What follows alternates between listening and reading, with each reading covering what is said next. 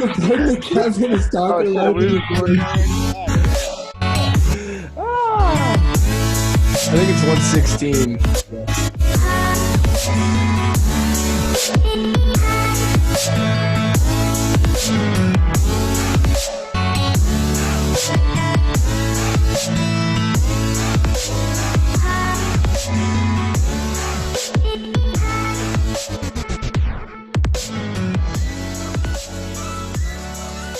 Welcome back, Washed Up Walkons fans. Episode 116 of the podcast, day whatever of Corona Chronicles. I look terrible, but I'm going to the barbershop tomorrow, getting cleaned up. Corona Chronicles are kind of over for me. I'm really over this shit. And because this Corona thing is going on and there's nothing going on in the world, we're really running out of things to talk about. So we decided that something that we might have from information that other people are looking for their young athletes, or maybe young athletes that are listening to this podcast right now. We feel like we have some pretty good nutrition information and things that we can do to help maybe squash some misconceptions that you guys have when it comes to nutrition and nutrition performance in particular. So I think Kluver might have some questions and some stuff geared up. He's a pretty big nutrition head, but we just got three guys who, I don't know, did a lot of meathead shit early and learned how to do things the right way later. And we're trying to share that information. So here we go. I think this could, well, before we get into this, for those watching on the YouTube version. Gosh, I keep forgetting that we put these out on YouTube. Yeah, dude, and you got your wiener out. Okay. For all the girls listening. Yeah, for all of the 40-plus age women listening, Kevin is just – he's biceps out. He's rocking a little bit of a farmer's tan. Kevin's hogged out right now. And who knows what's beneath the covers, but he's in bed. It was a long day for the ward. And why did we never call you the Warden?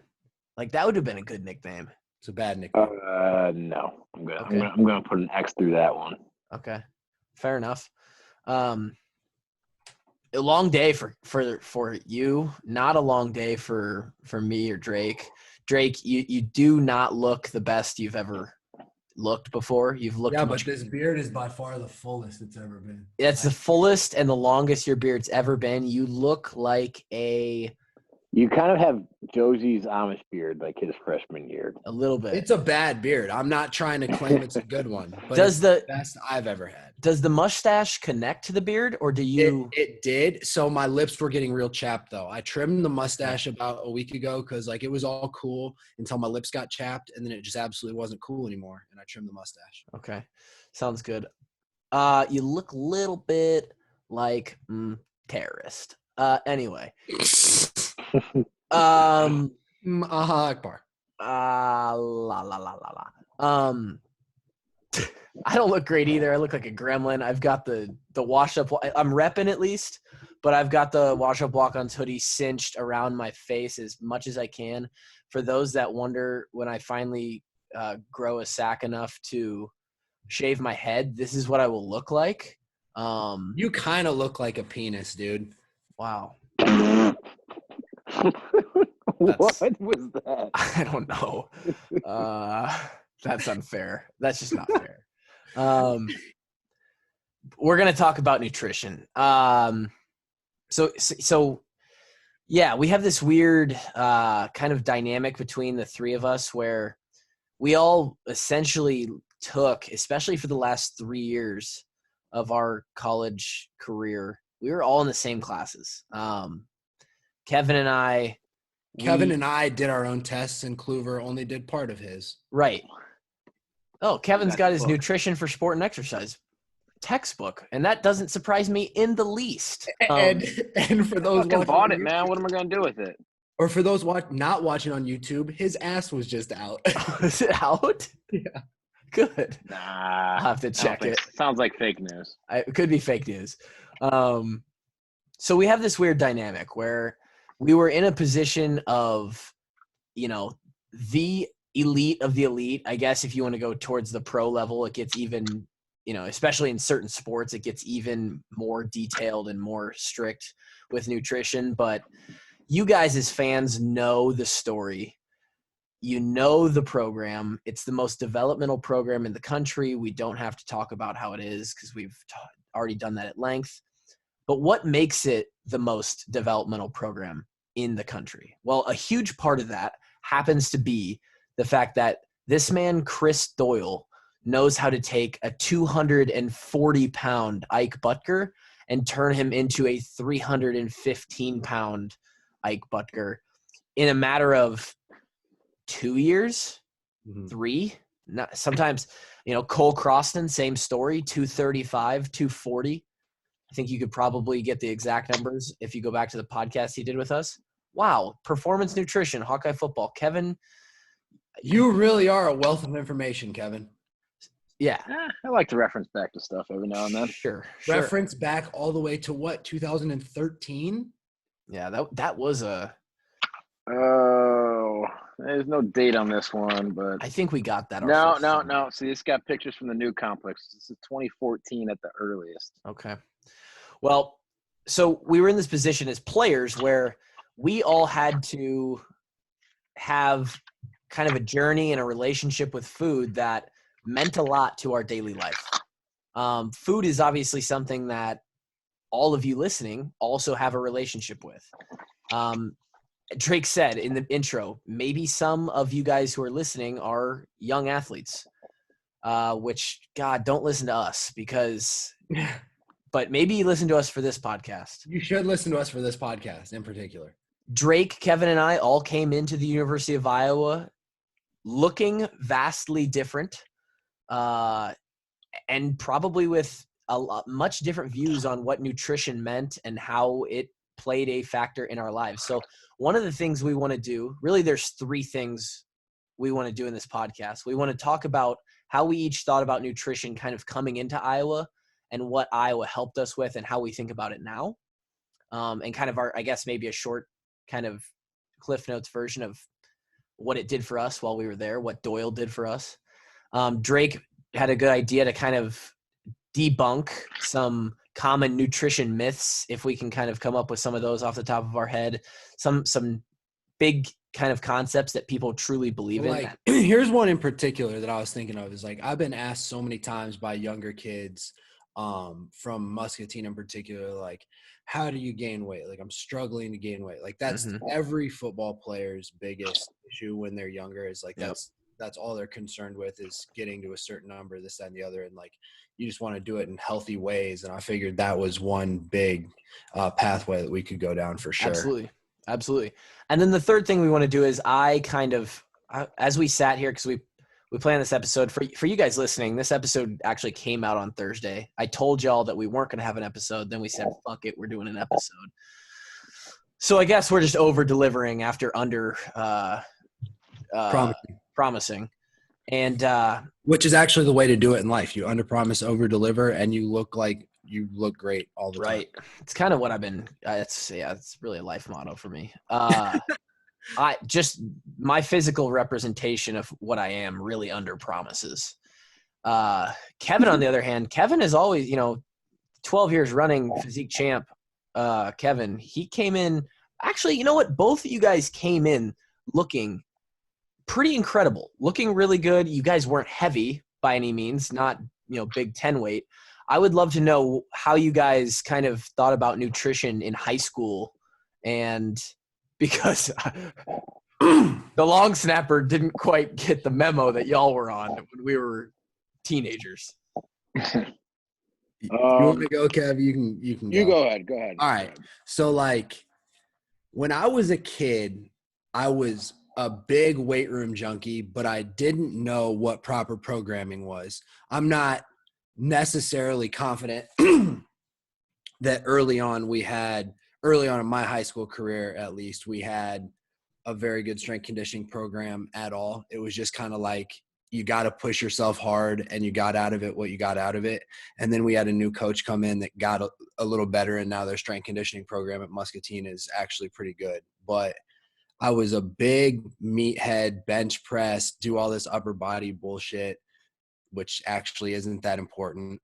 And I didn't work nearly enough on flexibility, none of that.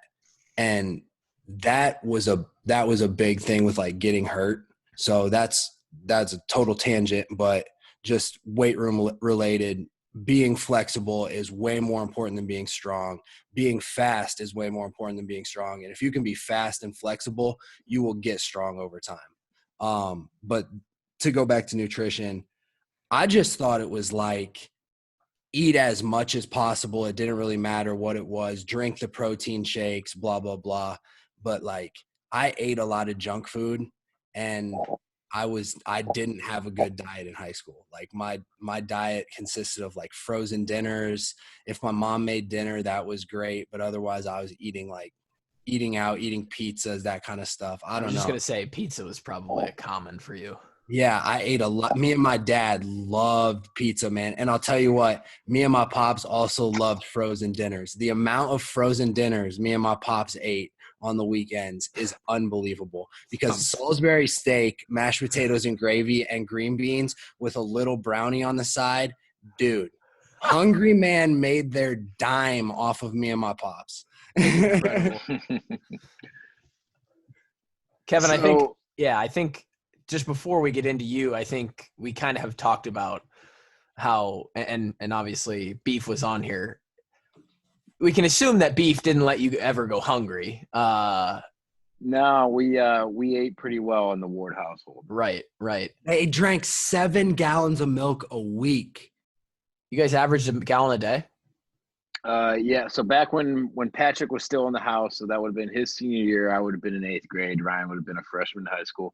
We were getting 7 gallons of milk delivered a week. Yeah, it would be like 6 gallons of no. Yeah, it'd be 6 gallons of white milk and then a gallon of chocolate milk a week. That is obscene, right? That is that's literally how you make just a big farm rate. I think strong ass kid. I was gonna say I think that's a really good starting point. Milk is like, I feel like it's so easy. Like it's something every household in America has. Everyone's got milk. Everyone buys milk. And like People you hear this on milk these days, man. My mom had me on milk crazy. Oh, dude. 3 glasses a day. I love every milk. Day. I love milk so much. Oh, it's so good. And when you grow, at least when we were growing up, kind of once you got into like the middle school, younger high school area, you all you heard was like, oh, milk is good. It's like a good post-workout. It's got protein in it. Like it's good for athletes. Like it helps build strong bones is the, chocolate milk. Yeah, I was just right. Drink chocolate milk. Yeah. That's and right. But Kevin, you can keep going. Oh, I mean, I was just gonna say I was kind of like a weight room junkie, kind of like Drake.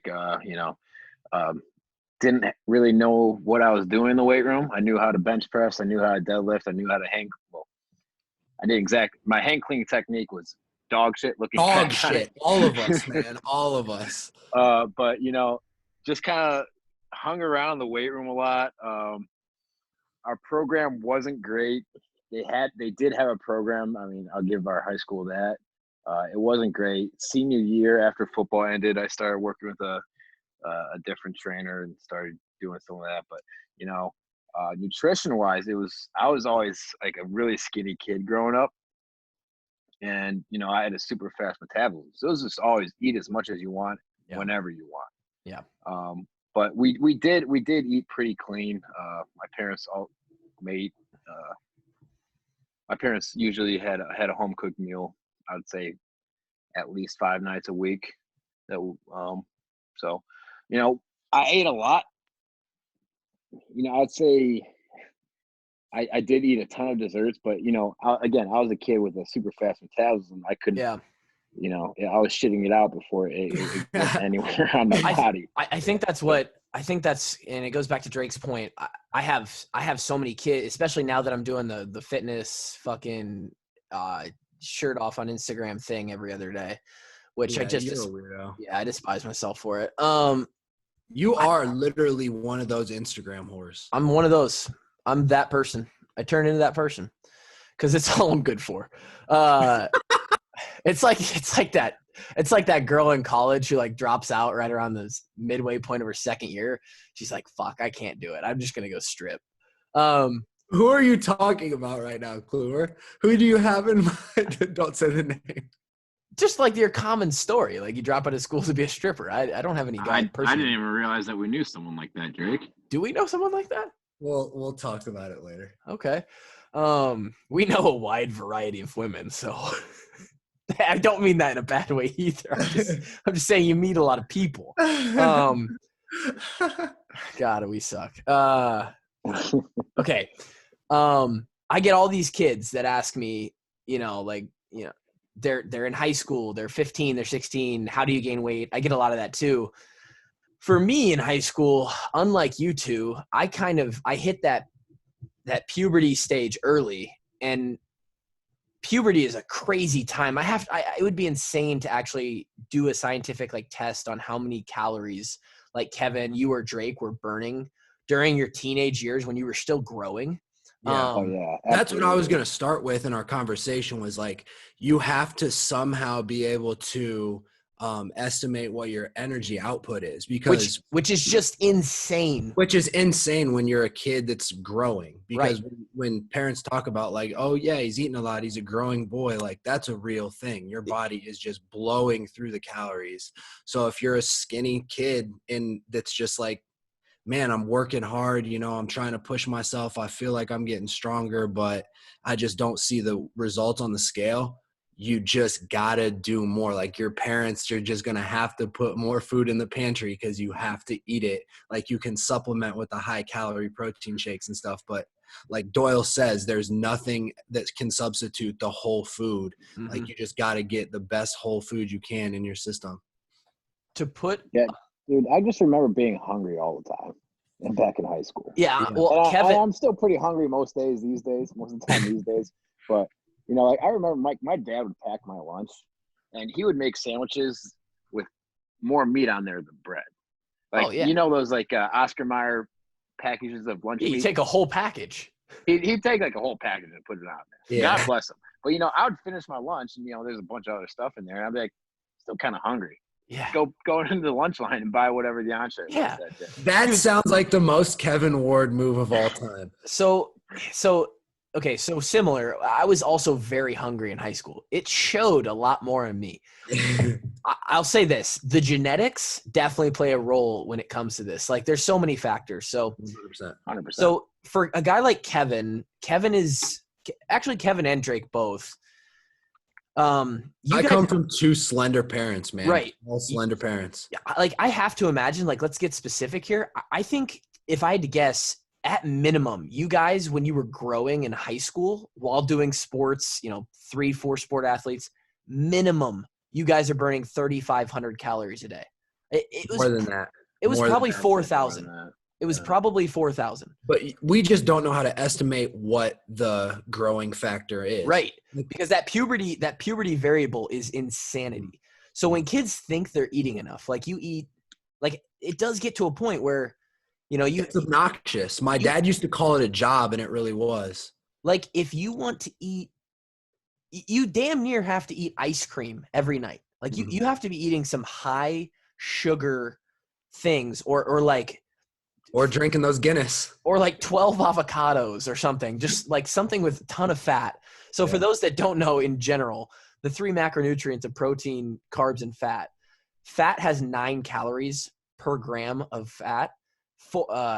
Protein and carbs have 4 grams. So if you're looking for something that's dense, that's why for a long, long time, fat was the devil, or because it just has more calories per gram. Mm-hmm. Now, in reality, the obesity problem in America and why people are actually fat tends to be more along the carb line. There's certain kinds of fat that you want to watch as well, but you just have to eat so much. You think you're full. If you're a high school kid listening right now, you think you're full. You probably just hit the amount of calories that you burned for that day, and you might not even be there yet. So I'm about to describe a meal that I used to eat tirelessly, just incessantly. I used to make this meal for me and my dad. It was just an all meat omelet. So we would go to the store and we would buy ham, turkey, salamis, different summer sausages, whatever. You put it in the pan with some mushrooms and stuff, fry it up nice. Then I put 9 eggs in for myself, 3 in for my pops, with cheese on top. and you just cook that up into like a big scrambled egg omelet. And the thing I wish I would have put on was avocados. I wish I would have known about avocados back in the day because I did not eat those, but those would have been great. Like Yeah. that's how much we ate. Remember when you smashed my avocado? Like I thought it was your avocado, man. You're the only one that I knew that was eating avocados, and I was feeling vindictive that day. What And happened? you took an avocado that was in your house. Granted, we did not live in the same house, and you're like, fuck, Kevin, smash this avocado. That's Who hilarious. likes avocado? I did. I was probably pissed. I was like, we got avocados for free, so it was kind of just it was not that big of a deal. Like I was more doing it because I knew how much Kevin liked avocados, and I knew that Kevin potentially bought his avocados. That's how much he liked avocados. So I just wanted to get at him. Like I wanted to actually stab him, Wow. Okay, well, there's your Drake moment of the week. Anyway, so in general, for that singular problem, as a high school kid, you have to literally, I mean, it's got to be a conscious thought. You have to eat a shitload. Back to kind of describing the difference between Drake and Kevin and me, as we've talked about, I hit puberty early, kind of grew and then stopped growing about the time where everybody else started to grow. So freshman year, I was already 5'10", 205 pounds, literally bigger than I am right now. Bad weight though. The body fat percentage was a much different ratio. And I unlike Kevin, I was probably closer to Drake in that I ate, at the Kluver household, if you know my dad, Todd Kluver, we eat whatever, dude. Like I'm talking McDonald's, Arby's, Culver's. Yeah, that's the problem is my mom tried to make me do better, but I just, We're talking Burger King. We're talking Taco John's. I'm talking when Reese's put out the Reese's with caramel for that short amount of time where it was literally a Reese's. And because they were a new thing, they were always fresh. So it was the fresh peanut butter with a layer of fresh caramel on top. And I ate no less than 2.5 packs of those per day while they were out. No less. That's insane. It sounds incredible. And then the other big thing for me in high school, I mean, I didn't know shit. And my genetics, again, probably a little bit worse than Kevin and Drake's. Diabetes runs in the fam. I was drinking. I'm not. I mean, this is probably nothing for some people, but I was drinking 3 or 4 cans of pop a day. Well, let's talk about the Dew Olympics. Oh yeah, well I don't think that was a common thing for Kevin. That was not a common thing, and it was Dew Fest. It wasn't the Dew Olympics. Dew Fest. So you know what? Back in high school, to celebrate the end of the year, we'd have Dew Fest, and what do? We see who could drink the most Mountain Dew. I won twice. With like how many did you drink in an hour? I think my junior year, which was me defending my title, I drank 24 Mountain Dews. Now it all came up during and after the event, but you know what? It's a test of will more so than Yes, it is. Stomach capacity. But no, that was actually the only time I ever drank pop. I stopped drinking pop once I got into high school. I used to drink it a lot as a kid, but I just kind of stopped. Yeah. So Man, you get me anywhere near a McDonald's Coke dispenser in high school, and I went ballistic. Dude, I mean, I'm talking all the Culver's root beer, all the McDonald's fountain Coke. I don't give a fuck, dude. Give me a keg of that. That's literally why you looked like you did, dude. Dude, I'm talking no less than 500 calories in pop a day for a very, very long time. Can we fast forward to today? Like, I honestly believe pop is like almost as bad as for you as cigarettes. It's damn. It seriously is, dude. That shit's so bad for you. It's not good. Calorie wise, but then past that, the chemicals that they use, it's bad. If you have a pop addiction and you're listening to this podcast, this is one thing you need to take out of it is that you need to work on decreasing your pop intake because you're hurting yourself bad. Yeah. I would even to a kid that's trying to gain weight, don't do it with pop. It's going to be shitty weight, dude. You're going to feel horrible as well.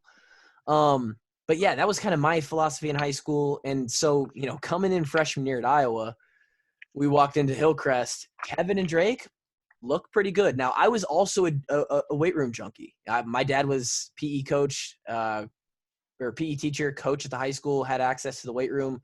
I was in there since 5th grade. I would lift by myself. First one in my grade to ever touch a weight. I was always the strong guy, but that strength was just like, he's the biggest kid. Like, he's strong. I wasn't cut or lean or anything. So Kevin and Drake looked pretty good freshman year. Tyler did not look good freshman year. And that's kind of where. What'd you come in at? You came in at like 15 pounds heavier than you ended at, right? No. I actually came in about 15 pounds less. I was 207 when I came in. Didn't you bump up to like 230 at one point? I was 230 my senior year of high school, which is when. Oh, okay. That's what I was thinking of then. I was 230. So right after. That's absurd. Dude, football season after senior year, like, played our last football game of high school, walked off Southeast Polk's field, Southeast Polk on steroids. Anyway, don't use steroids to gain weight either, because don't do it. Don't do it. Yeah.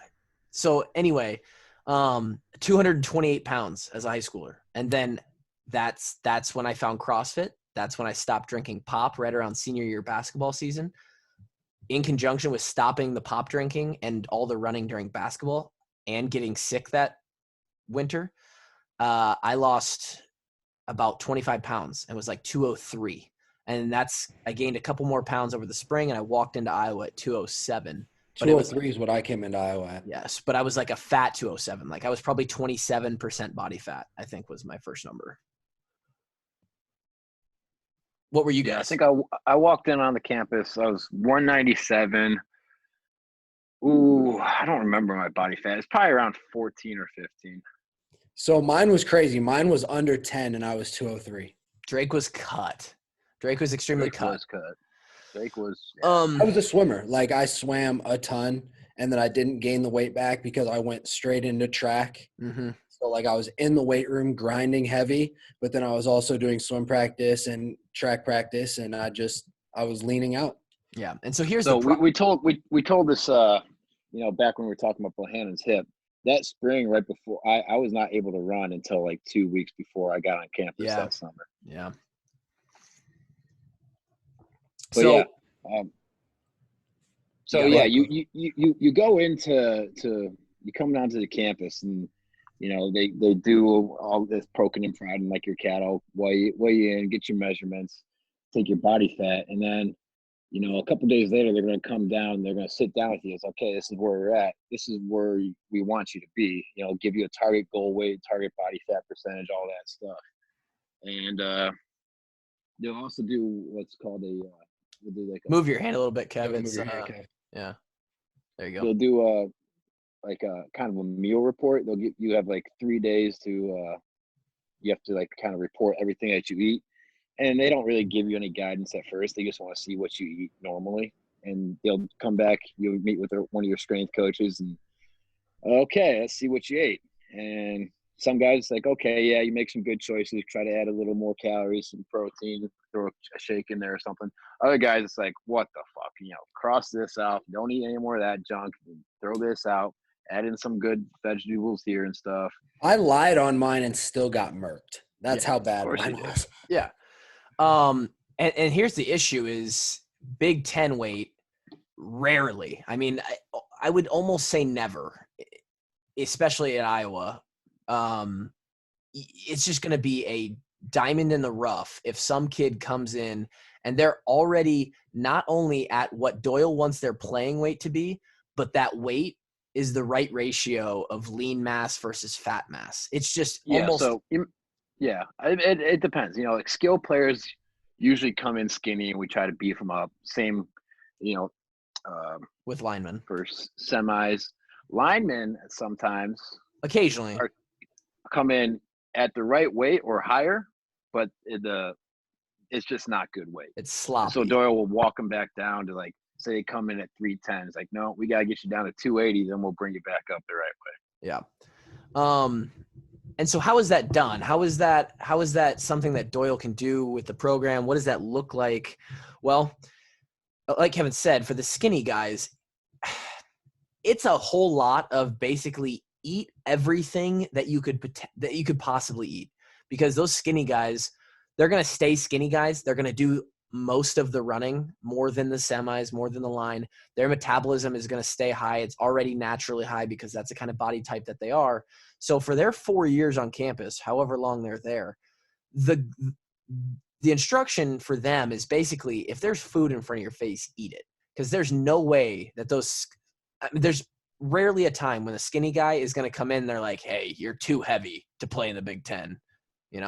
Like, can you even remember any examples of that? Maybe a couple. I mean, man, I mean, the only guy that really comes to mind, I don't think, I mean, they didn't make him lose weight until like his junior year. I think he already, but like LaShawn Daniels, like came in like Big Ten ready.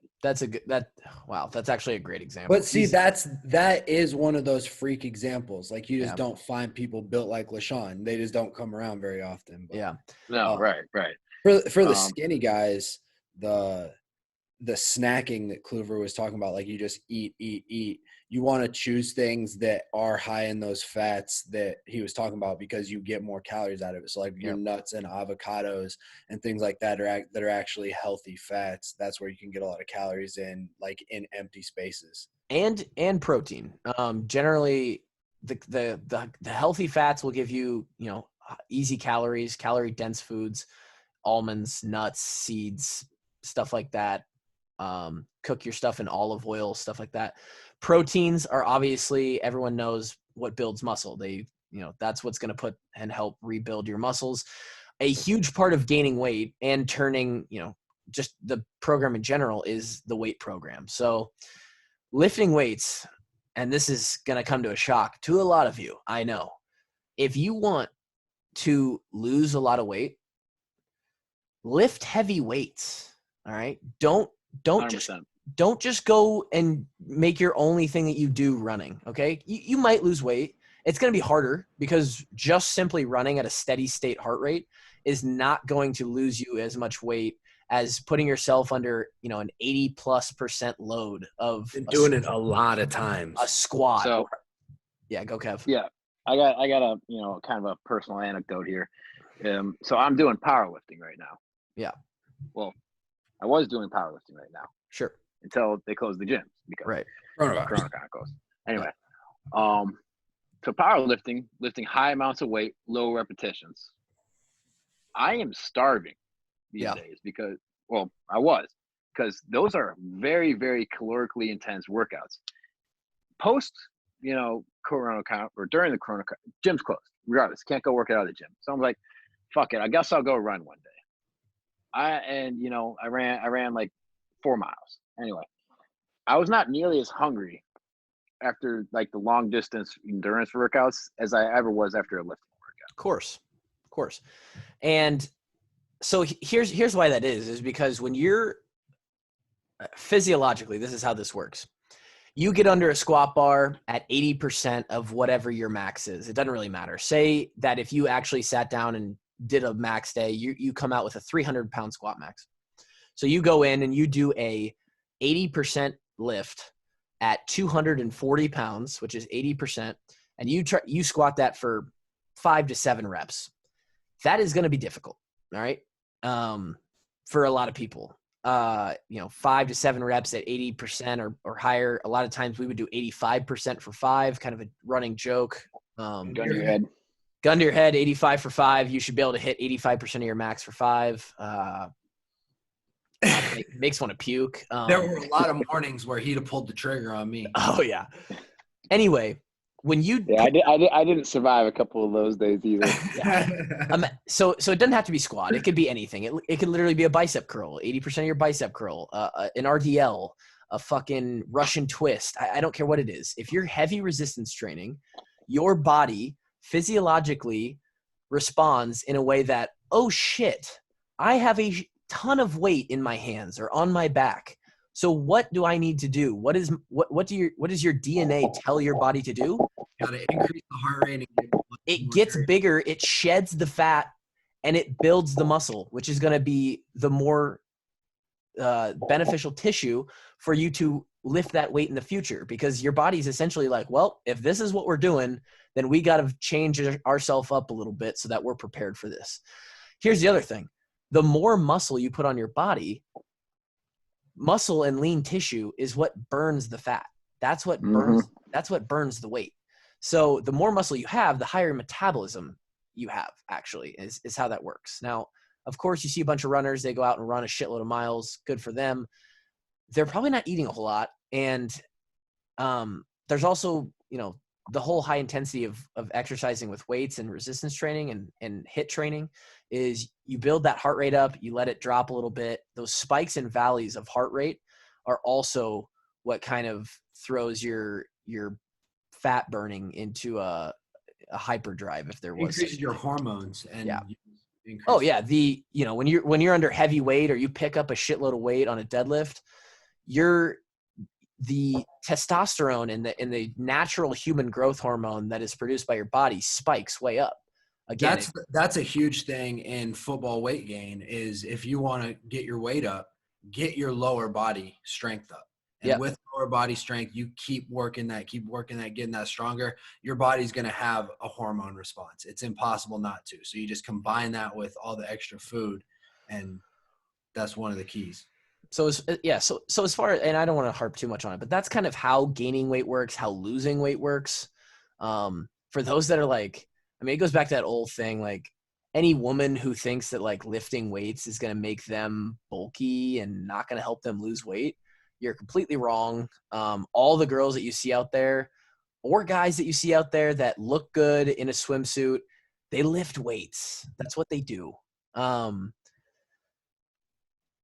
Women's bodies are genetically built to look differently under resistance training stress than men's are. It's just the way it is. Now, back to the food portion of it, I kind of want to talk about the training table opportunities, the nutrition station opportunities that we had at Iowa. We've mentioned it before, so I won't go into a ton of detail.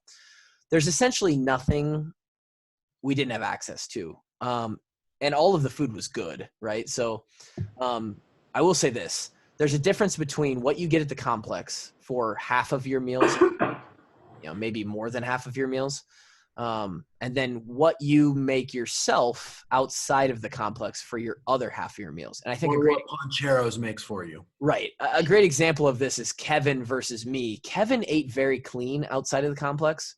He was often a guy who, he had his eggs, he had his avocado toast, liberal as fuck. Avocado toast is delicious, okay? And just because I'll never be able to buy a home because of it doesn't mean I regret it. He was always having his good meals. He would often make just chicken breast and rice and broccoli, or sometimes dadded it up and cooked for all of us. Sometimes he would make a meal for the whole house. He's a provider. Kevin is a provider, and that's why I am so surprised that he's still single. Now, that doesn't have anything to do with the word family, a family full of providers and successful people. Right. Kevin, he just may not reproduce, Wow. Anyway, so Kevin and I would eat, well, that's not true. At the complex, you're still going to have your healthier or your less healthy options with the meals that we would get for training tables. There is usually a dessert at every training table. And usually your guy was grabbing that dessert. Now, and I smashed about 5 cookies every time Grace brought them. Oh my God, it was ridiculous. I would be sick to my stomach and I'd still be eating them because I was addicted to it. I, on the other hand, when I was not eating training table or something from the refueling station, Jack's Pizza. Big Jack's Pizza guy. Huge. Prez is not a big fan. I know, because they didn't fucking send him a pizza. Jack's Pizza, one of my favorites. You give me a sausage Jack's Pizza, I could probably eat 3 of them. And the typical Kluver move, opens it up. Nah, it's not enough cheese. Goes in the fridge, takes out like half a bag of shredded cheese. Yep. Adds more cheese on Add it. a half bag of shredded mozzarella cheese on top of your Jack's Pizza before you cook it in the oven. Now, that's neither here nor there. Hamburger Helper. Huge Hamburger Helper guy. That's a Kulik family staple, man. Oh, yeah. If you want to grow up to be like me, which you shouldn't, but if you do, Hamburger Helper and lots of it. What else did I eat, Kevin? You know, you made goulash a couple times. goulash, big time pasta guy. Love pasta. Kevin and I, we lived on Benton, half a I ate a lot mile, of pasta too. maybe less distance than that from Poncheros. McDonald's, huge Culver's guy. Still am a huge Culver's guy. All of it. I would say I averaged about one Pancheros burrito a week. Yeah, You ate more than that, Kevin. probably more. It's possible. Dude, 1 was a snack, 2 was a meal. So that means Yeah, but I didn't get it every week though. So when I got it for a meal, I'd get 2. you're saying that in a 7-day period where there's 35 opportunities to eat, you didn't eat Pancheros more than once? You think you're only batting 3%? Kevin was pretty good about it. Well, you also got to think football provided 3 meals a day, basically. Right. But I'm not lying. I ate out once a day, dude. In college, I had to. I was burning too many calories. I needed more. I ate so much Culver's. It was disgusting. So amazing. Jake, you never really cooked, did you? No. I mean, like I would make a lot of dinners, like or stuff like that when we weren't getting all the stuff. But in reality, dude, I was just looking for a lunch or like a snack, and in between classes, I'm not cooking. Screw it. Now, I would say, yeah. So that's kind of how that went at home. Now, when we had stuff at the complex. Oh, by the way, I was gonna say I feel like now looking back, hindsight 2020, we should have gone to Zio Jono's more. I loved Zio. I went to Zio Jono's a few times. Yeah, it was really good. Anyway, so 2 kind of types of food at the complex. So you have your catered meals, which would be in the team room, or you have what's available down in the weight room, which was a pretty vast array. So pretty robust selection. Yeah. So in the weight room, there's a big like counter. It's almost literally like a bar. Behind the bar, there was 2 industrial-sized refrigerators that opened from the front for the people to grab stuff out of, and in the back, it literally connected to a storage room. It's like the freaking gas station where the beer, you can go back behind where you stock the beer. They would stock like 8 different kinds of protein shakes. They would stock little applesauce cups, fruit cups. Rank your top 5 protein shakes. Parfaits. There was cheese sticks. There was beef jerky. There was a bunch of protein bars. On the dry shelf section, there was fruit. There was, at all times, 100% of the time, the interns for the strength staff would have like custom high-calorie smoothies made for you. You could pick between an apple berry or a chocolate peanut butter, or sometimes Team Appleberry, or a beet smoothie. I was a big beet guy. Helps with the blood flow. I mean, what else was there, guys? Help me out. There was energy chews. Sandwiches. I lived off Gatorade gummies for a solid semester. There's like three types of sandwiches in there as well. Oh yeah, so we hit a deal with Witch where they would bring us sandwiches like at the beginning of the week, enough to last us. Red pepper. And red pepper. They would bring us cold meat sandwiches. So you had like turkey, you had all of your cold meat sandwich, ham. You had all these options. You could basically, if you wanted to, eat. You would never had to buy food. Never had to buy food. Never had to buy food. You wanted to. That's just that. You just had to get used to eating the same thing over and over again. Right. But like for a lunch, that's cool. Like we did eat a lot of those.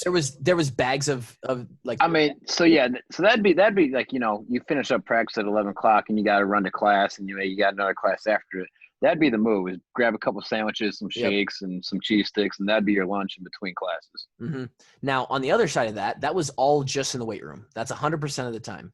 Now, 2 catered meals a day. Generally, it was breakfast and dinner, right? So breakfast was always going to be after morning lifts, morning practice, or whatever. You grab breakfast. Dinner was always going to be after meetings or team activities that we had at night. So that would range from, I don't know, for breakfast, we got the whole array of it. Omelets, pancakes. The omelet bars were an absolute hit. Yeah, omelet, pancakes, yogurt, bacon, breakfast sandwiches, hash browns. What else? The whole thing, dude. I mean, everything. Anything you could ask. Muffins. Do you know how many muffins I ate from Hy-Vee? Yeah, we talked about it, dickhead. We talked about all the muffins that you took. All of the fucking muffins I ate.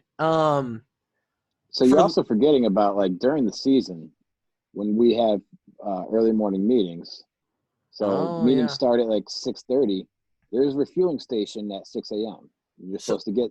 They have like little breakfast sandwiches, some oatmeal and stuff, and you're supposed to eat that before. Then you go to meetings, practice. Then you come back. Then there's breakfast. Then you grab your refueling stuff before you go to classes. Eat your lunch from the refueling station. Then you come back for meetings. Then there's dinner. And if you say you're not a breakfast person, fuck you. You need to become a breakfast person if you want to be a competitive athlete. Yeah, like, dude, I ate so much oatmeal. Let's just say this. If you want to be a competitive, like, high-level D1, maybe even D2 athlete, and you want to, like, seriously fuel your body and you're playing you burn a lot of calories, you're eating 4 meals a day. 4 meals a day. Few snacks in there and then shakes. Can we talk about the shakes? Let's talk about the shakes. We got to give these people the top 5 protein shakes so they know what to get. Okay. Well, number one, RIP in peace. You got to RIP. RIP, man. Gatorade in a can shake. Yep. The old school. It was literally like it was just this old school black label Gatorade G on the side, chocolate. I don't even chocolate nutrition shake is I think what they called it. That's what they were called. Yeah. And they were awesome. They tasted like chocolate heaven in your mouth, dude. Number 2. My second. Okay, go ahead. Oh, yeah. Go. Yes, I'm gonna say. Do we all agree that's number 1? That's number 1 for sure. Okay, number 2. I'm gonna go with Rock and Refuel. Okay, my number 2 is gonna be Synthesix for sure. Okay. The 6 is a powder. Well, they make refuel shakes too. They make shakeable ones too. But we didn't have those there. Well, I mean, we had Synthesix though, so I'm just going off of. Yeah, we gotta keep it to what we had at the refueling station. I'm going straight up with the Fairlife chocolate milks at number 2 for me, and I drank a fuck ton of them. Okay, if you wanted to count that as a shake, it had the protein that the other ones did. It absolutely did. It did. So okay, I'll concede that the Fairlife chocolate milks. So if I can't have Synthesix, then I'm gonna go with the Core 42 vanilla because they were super easy to drink, and I mean 42 grams of protein with very few carbs. That's a hitter. And you know what, Drake, you were just leading into me. Number 3, the drink that took Kevin from a DB to a linebacker. He drank 5 of them a day. The vanilla Core 42s. Now, I like the vanilla. I drank 5 of them a day. Yeah, and I drank 5 of those Fairlifes a day to put on 30 pounds during pro day training. When did you drink them? I drank them as soon as I woke up. Yep, you wake up during the lift. After the lift. Okay, so yeah. So did you psychos do the pre-lift protein when no, dude. I couldn't. Some days I did, some days I didn't. So Kev, for me it was when I woke up, 1 with each meal, and then 1 when I went to bed. Okay, so I did my 4th one was right before I went to bed. My 5th one is in the middle of the night because I always had to wake up and take a piss. You're a psycho. I would actually have a 6th sometimes, which would be like, it wouldn't be a Fairlife, but I would drink a protein shake after the workout if we had one. So it was between 5 or 6 a day.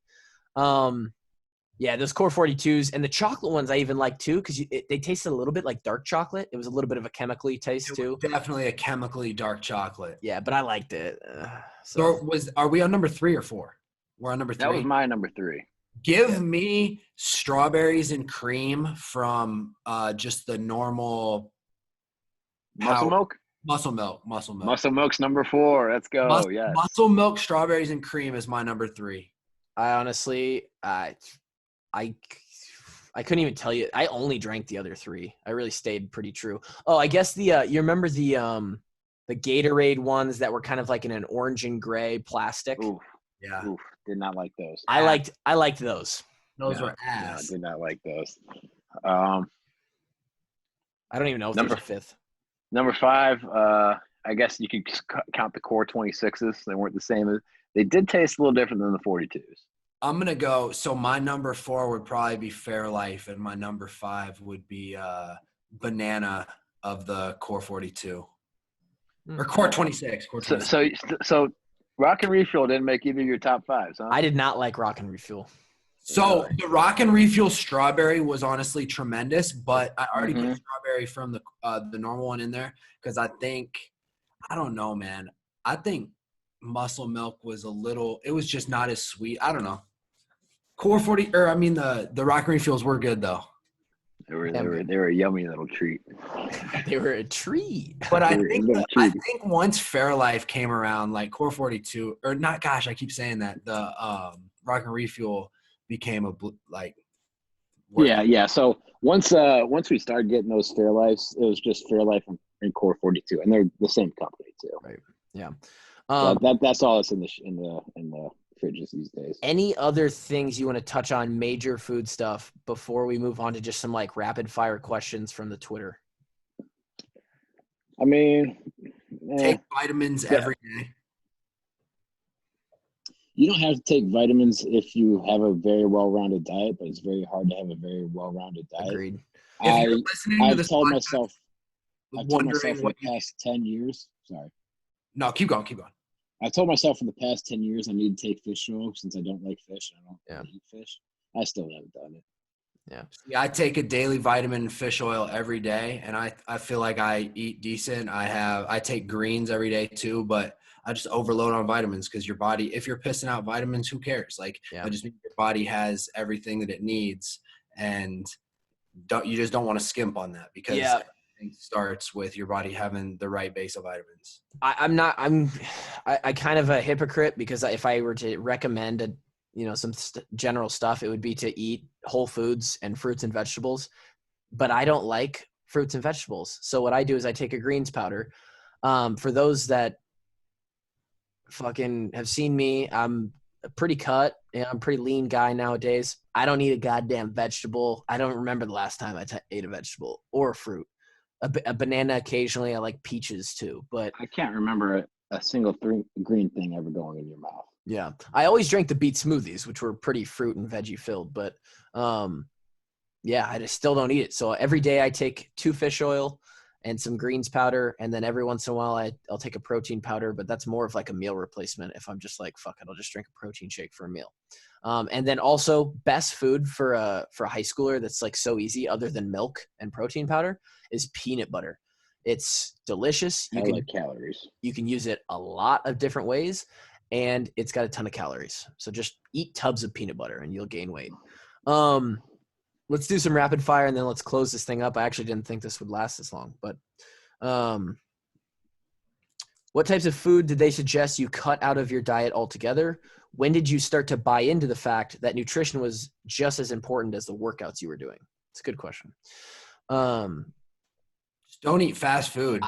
So they were real big on like no pop, no fast food. I would say that. Any others? No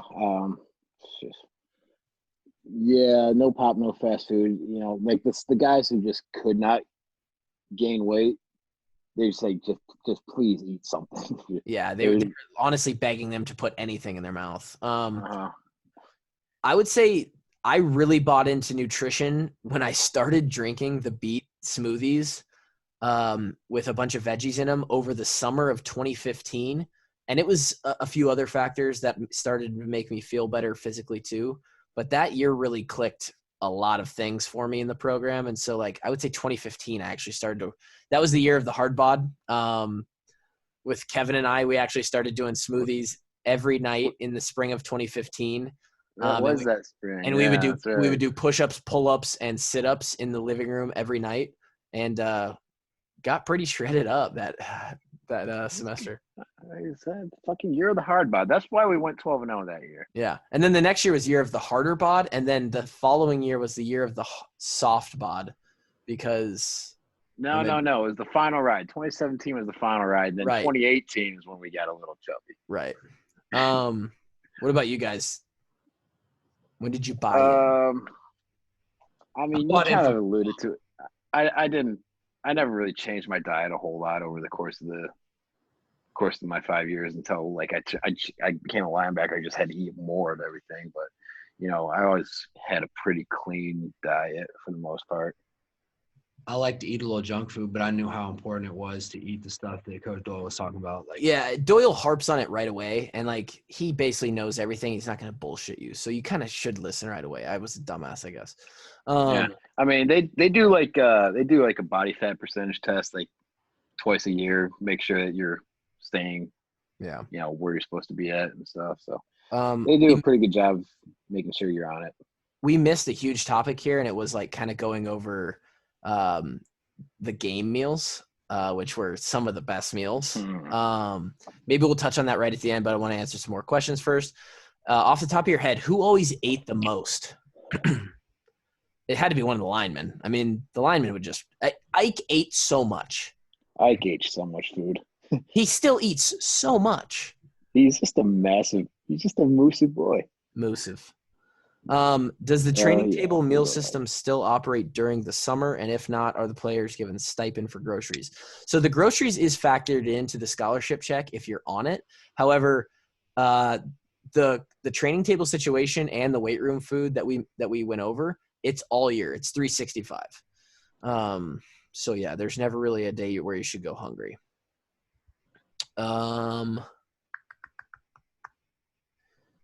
Do you get an ice cream sundae bar like the basketball team? So again, back to the game meals every night. And Mark Wiseman tried to take this away from us. And why? See, and you know what, Mark? You're a cuck. I voted Mark Wiseman my favorite number 45 of all time because he should be yours as well. But that decision was questionable. That was bullshit by Mark to try to do that. I did not know Mark tried to take away our ice cream. Oh, heavy. He's trying to take away our Friday night ice cream. See, I get it. That's probably not your best thing to eat the night before a game, but you can't eliminate the feel-good psychology part of it. You just can't. Because there's nothing better than finishing up meetings for the night after you've been in meetings literally all day. I shit you not. You were in 8 hours of meetings on Fridays before a game. And after you finish up your last meetings at 9 o'clock at night, it's like, I just want some ice cream. I want my oatmeal raisin cookie. I'm just going to sit at the table and just enjoy being some nice quiet for a little bit. And that's it. Then you go to bed feeling good about yourself. Yeah, so I had a very unhealthy oh my god routine that I don't need to speak about at the nutrition episode, but it was I would have been devastated without the ice cream part of my night.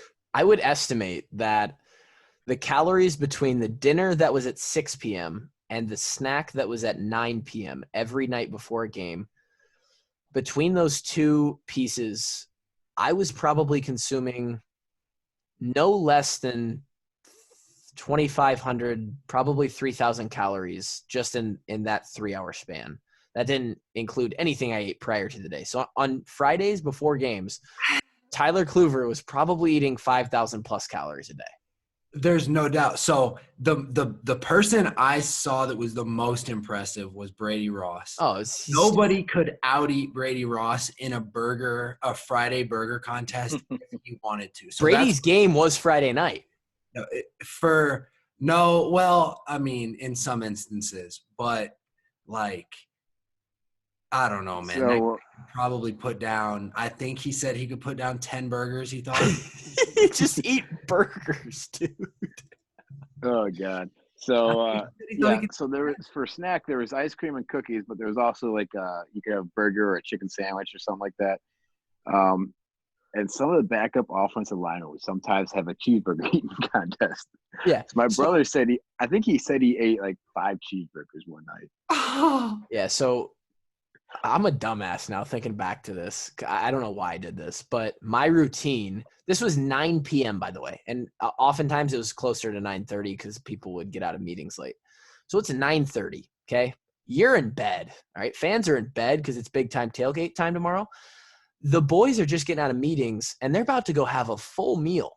They offered burger bar and chicken sandwich bar with cheese and condiments. And for some reason, I would get one burger, one slice of cheddar cheese, no bun, a little bit of ketchup on top. I'd eat that, and then I'd go back for ice cream. And when I tell you that I would stuff the biggest holder that they would give us, whether it was a cup or a bowl, with the most ice cream, hot fudge, and caramel, that you could possibly put in that thing, I was stuffing it. And oftentimes I would get another round to take up to my room. Incredible. You're muted, Drake. I can't hear what you're saying, Drake. Oh, I was muted. I was saying that you were a sloppy bastard, but you're the ice cream champ until Bo actually dethrones you. Except I think I might be able to out-eat you in ice cream now, but not back then. There's it was no contest. Yeah. The meal for the games was actually, I mean, it was all out. It was salad bar, just a fucking cauldron of cottage cheese. Then you had like your bread, there was rolls, you had pasta, there was a meat sauce or just a regular marinara sauce. And if you're smart, you put a little honey mustard over it. Marshall Kane taught me that. There was one away game. I don't remember when, don't remember where the hotel did not put out honey mustard. And half the team went ballistic. Dude, I was pissed. Not happy. Now, other than your out honey mustard with the Iowa football team. Dude, honey mustard or cottage cheese. If you don't show up and you're serving the Iowa football team and you don't show up with honey mustard or cottage cheese, you just signed your fucking death warrant, buddy. You're going to the grave. Now, there was steak. You could get, I'm pretty sure, like a medium rare or medium well. You could get medium rare or medium well. So there was two options on the steak. There was and the also people who chose the medium well ones are the type of people that you don't associate with. Right. They're wrong. You're associating with one right now. Yeah, we figured you. Yeah, you're like Bo. Then there was a chicken option. Steak, you fucking bastard. There was a chicken option. I choose my steak medium if I can get it, but I couldn't, and I don't like my shit bloody. Stay away from that time of the month. Wow. And so then after all that, that's where all the flavor is, dude. Oh, there was also baked potatoes. You could build your own baked potato as well. And then sweet potato. And then there was there's like corn, green beans, and then there's rice as well. Yeah, and rice as well. And so it was just everything you could possibly want. Let's see. Players eat a lot of chicken. Yeah, you eat a lot of chicken. Chicken is like, you eat in both forms. You eat a lot of eggs and you eat a lot of chicken breasts. The Iowa football team murders a lot of chickens. And good for them for doing it. We considered getting a chicken coop in our backyard in Benton. We did actually. Yeah, it was like we tried to figure out if how many chickens will we need to get enough eggs. It was bullshit. The ordinance on chickens, you can only have 6 chickens. It was like that's not nearly enough chickens. Right. We need 20 chickens to feed ourselves. Yeah. That's way too many. How many chickens is too much chicken?